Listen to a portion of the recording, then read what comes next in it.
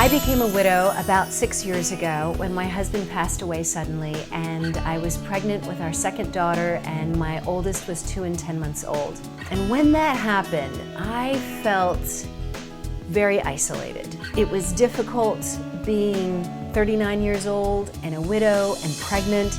It's not really what people expected a widow to look like.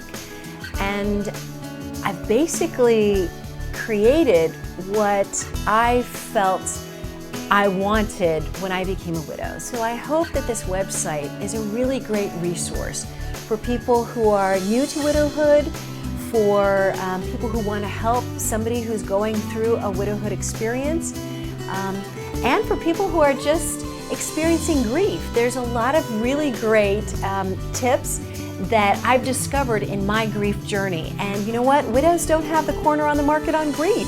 Grief happens in many different ways. When someone has a divorce, when someone loses a job, even when we move. When there's a large life change, we experience grief. And this website really highlights the tools that have worked for me. I'm kind of like your best girlfriend, and I'm not an expert in terms of nutrition, but I will tell you what's worked for me. And I went through a great deal of depression after my husband died. I was overwhelmed because 2 months later I had a newborn infant, and my oldest was then 3 years old. And then my mom died 3 months later. I mean, it was just such an intense time. And I really found that there were some specific choices that I made that helped my grief journey. And I've noticed that it has helped other people as well.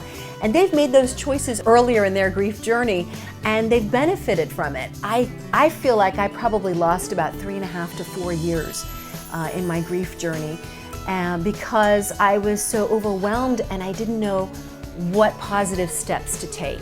So let me tell you what really helped me, because I would love to shorten your journey. When you feel like you're in that cloud of grief, there are things that you can do to help lift the fog. So here's what really helped me: getting healthy, feeling optimistic, and creating a life that I'm not just surviving, that I'm thriving, creating a life that I really love. So I call that hot, when you're healthy, optimistic, and thriving.